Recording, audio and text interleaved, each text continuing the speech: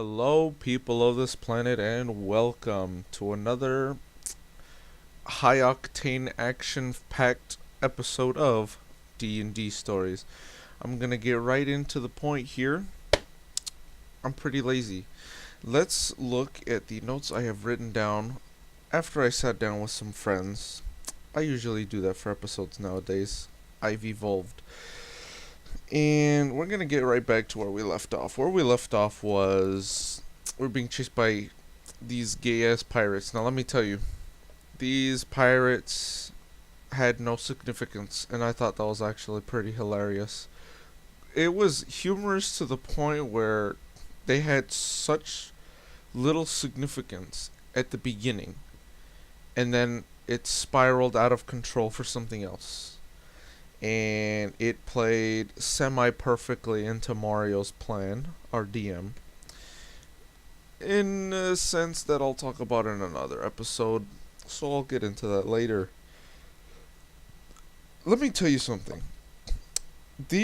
Alright, when you play Dungeons and Dragons, it is absolutely imperative to plan things with your group before the session begins. These dumbass pirates took about, I think, what was it, end game, like 2 hours to get to where we were. In real life, it took like, 45 minutes? Because we kept on arguing and bickering as to what we should do. And, like, if I remember correctly, it took forever. And I'm like, bruh, why are you taking so long? Like, let's get on with the game. We wait.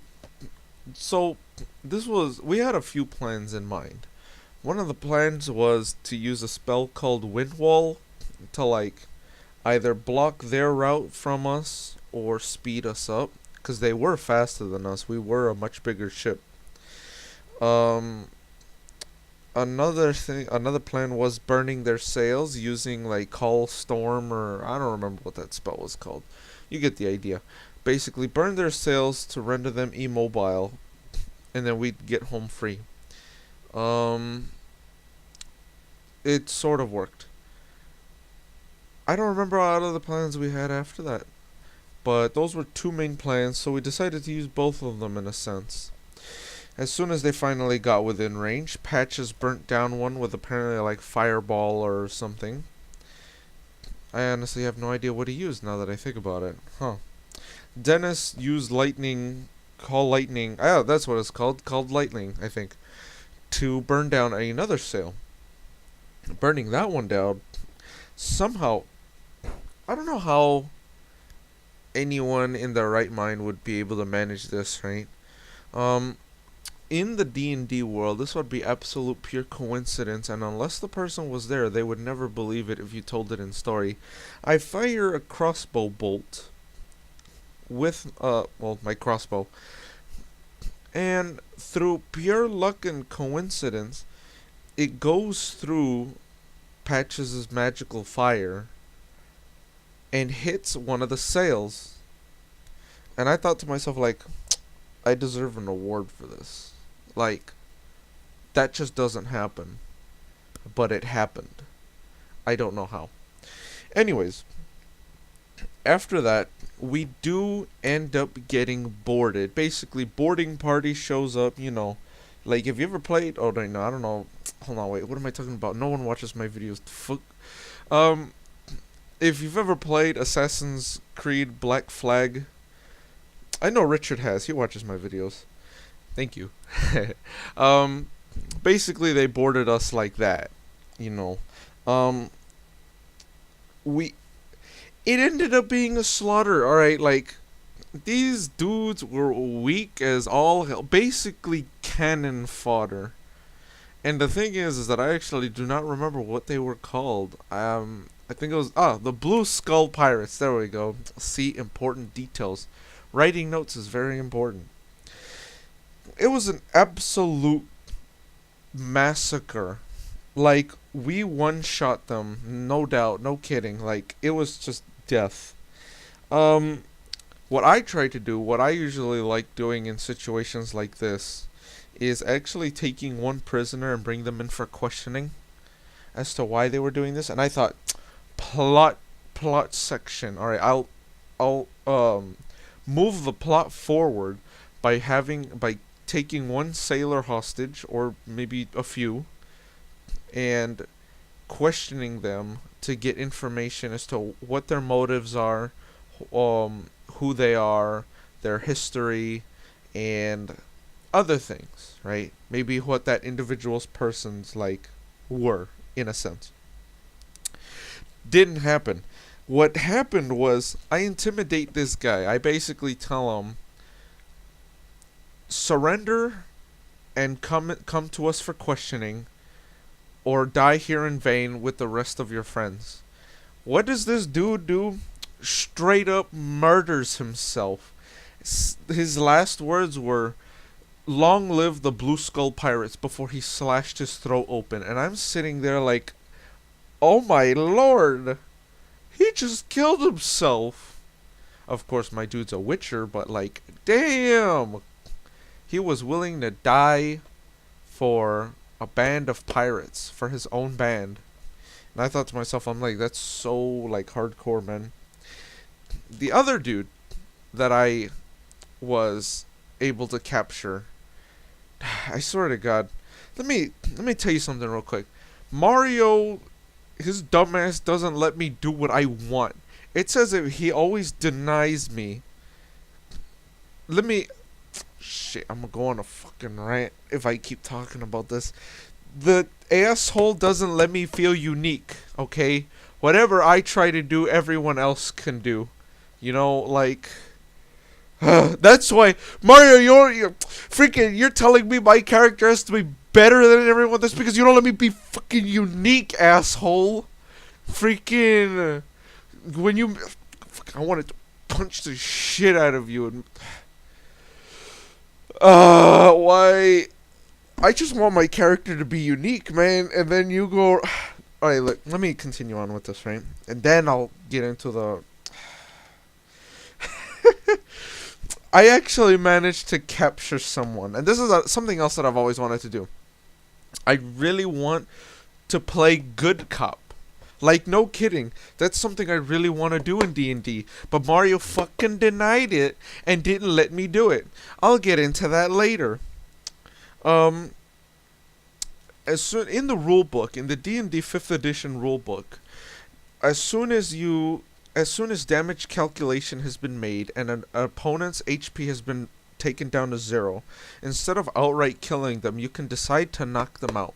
That's exactly what I did, so that I can take them into questioning. Now that we've captured one, I tie him up and put him basically in the brig. Or did I? Shit, I don't remember. Whatever. And in the end, he got him. We got away. All right. We used. Dennis wanted me to point this out. Props to Dennis for some excellent thinking. Whether or not you can use wind wall like this, it'll be up for debate. I don't really care. He used wind wall to, well, pick up wind and make our sails, you know, make us go faster using the wind from wind wall and whatnot. As soon as we got away, we basically make course to the castle. And here is something that really pissed me off about everything. Mario, alright, so the thing is that these swords, from the ones that we've gotten and the ones we were going to get, none of us were gonna like be able to pick them up. Like, that was no secret at this point.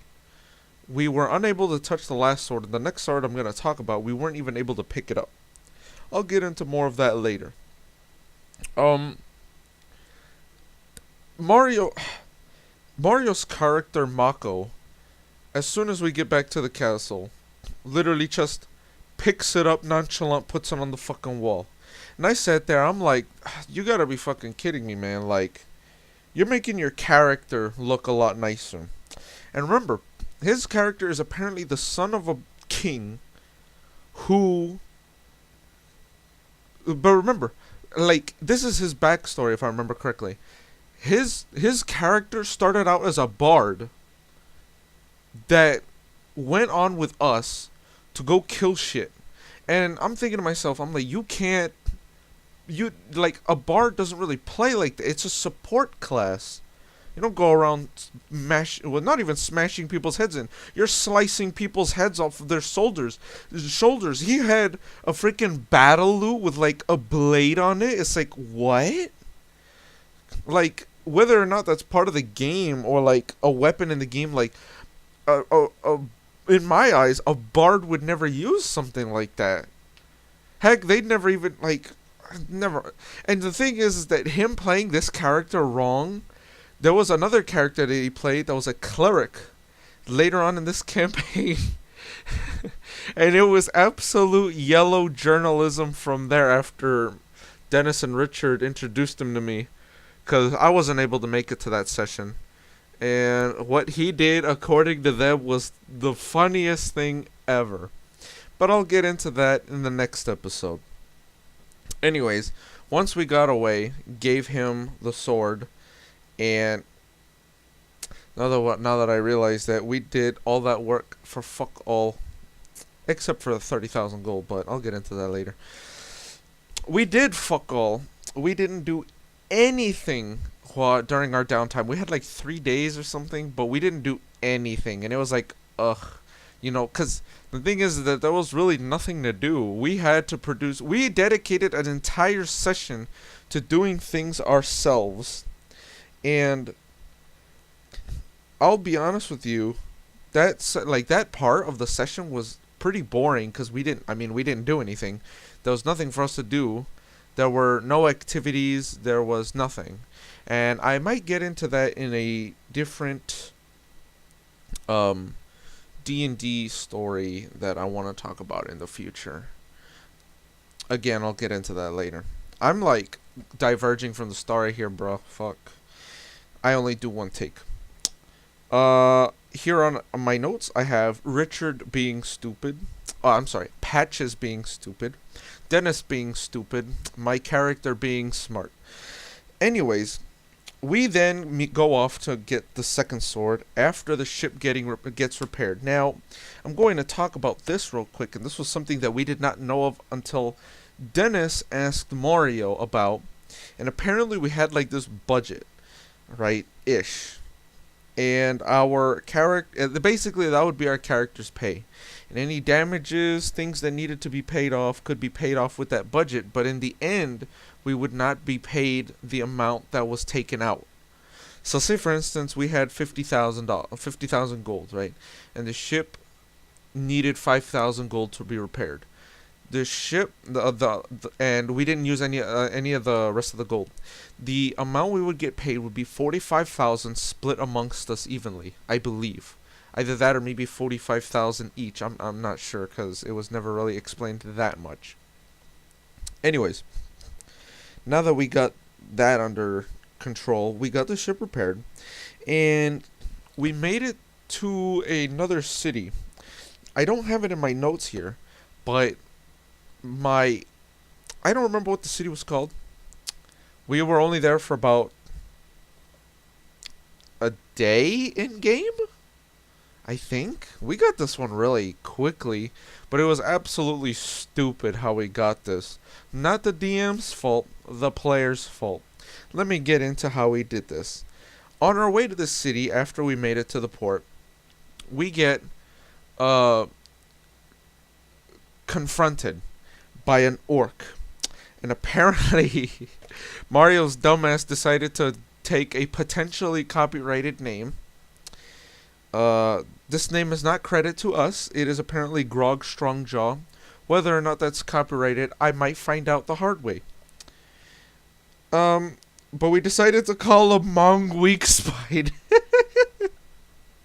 And after we said that, he asked, it's like, what would be the reasoning for that? It's like, well, other than copyright, we need a name. Well, why is he called Weakspine? Well, he has insane scoliosis. He's basically a human question mark. No offense to anyone that has scoliosis, please, I'm sorry.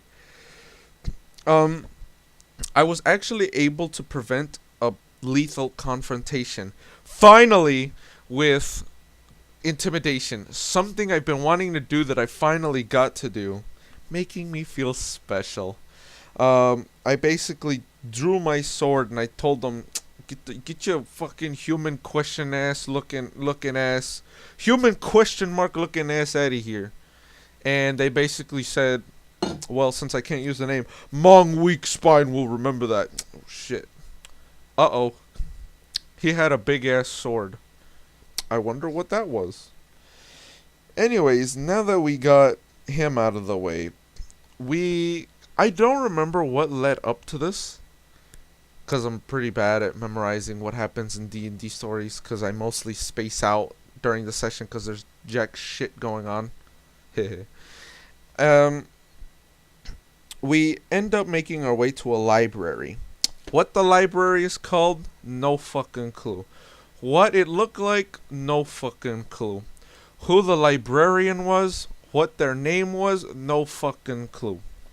Anyways, apparently the librarian told us. So we go to like this library and we ask for the sword. It's like, oh, there's like a log book. It's like, oh, let's go get the log book. You know, like let's see who has it.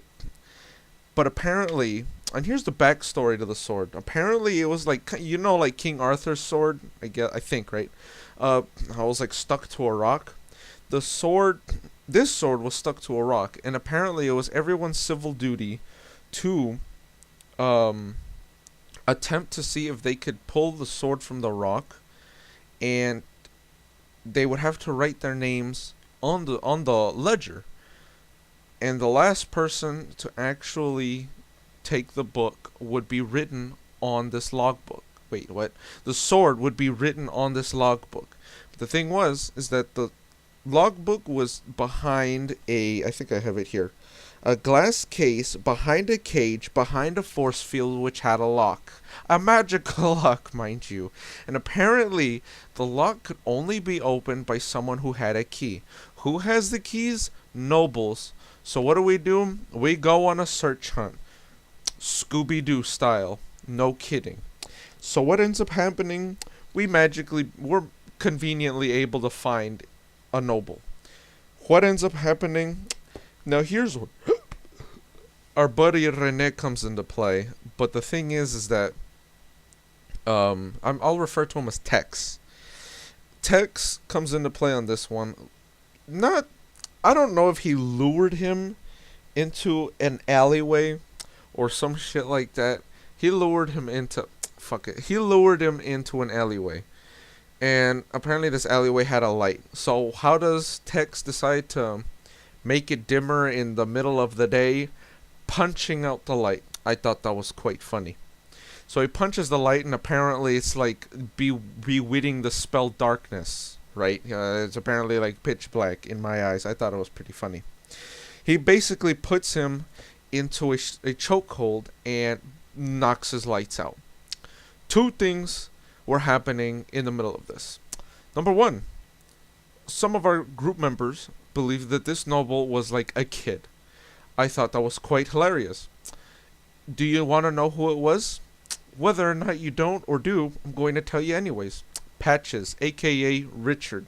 The dumbass thought this kid was like some snobby teenager who we just mugged in the middle of the open for like a key, which, spoiler alert, we didn't even use. Anyways, also, number two, we needed a distraction. So what does, I think his name is Thaniel. Yeah, Thaniel decide to do? He goes up to a guard, slaps the shit out of him, aka like that, just straight up smack, and then he runs. This is what I meant by Scooby-Doo style. Not only were we looking for someone, but straight up running around the city Scooby-Doo style, being chased by like some evil monster. I thought that was quite humorous.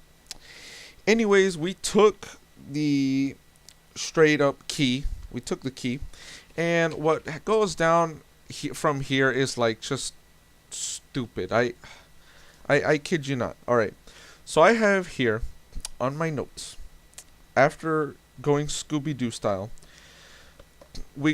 I don't remember what my character was doing. I was probably just wandering around town. I was being idle for this because I didn't want to really go around looking for someone. Tex goes up to the key, Instead of using the damn key, he decides to punch the lock.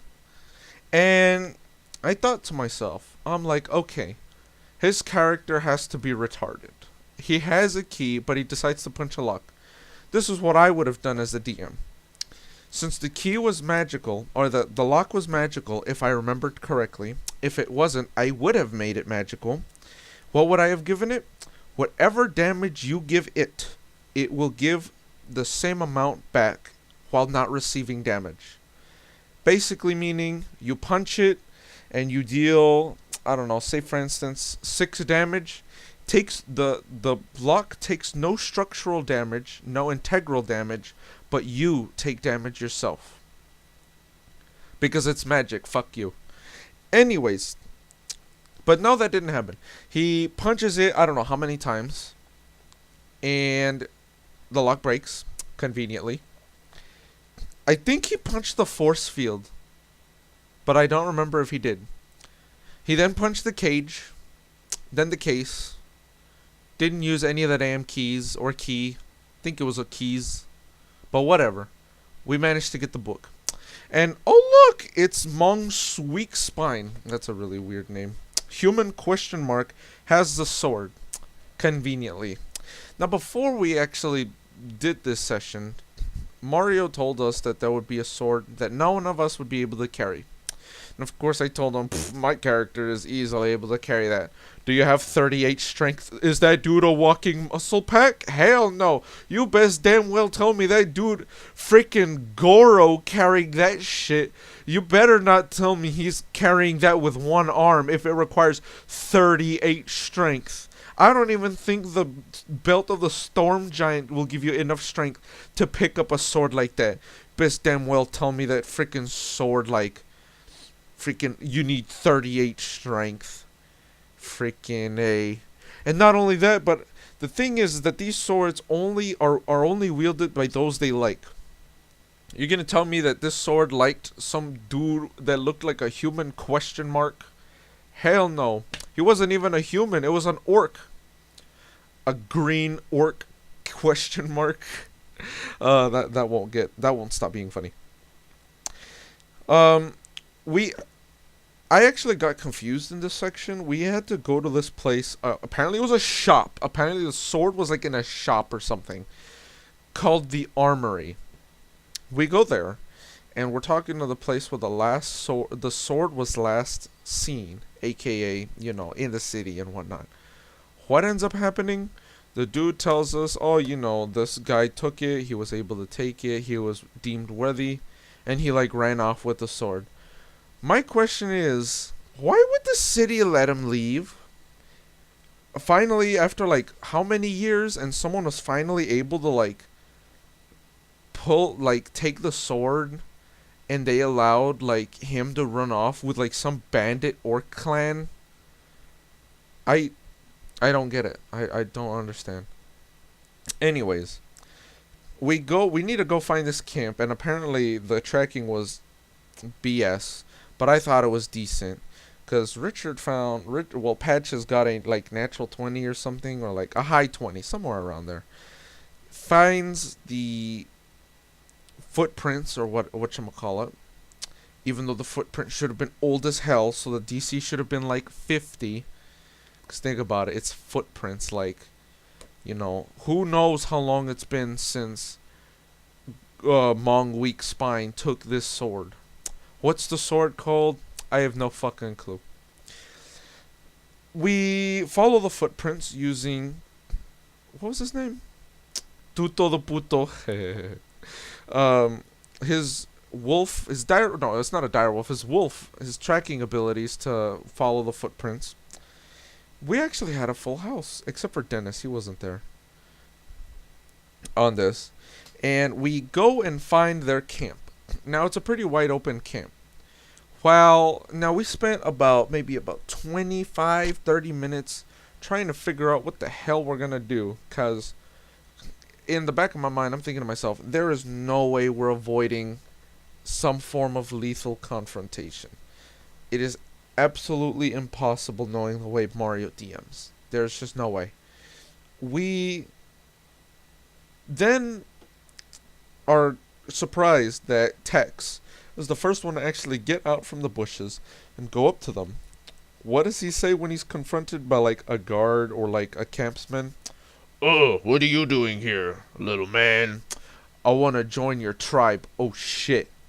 Well, one way or another, we're all gonna die. Oh, you think you can beat me? I think Rene straight up rolled a natural 20, if I remember correctly, knocking his ass out.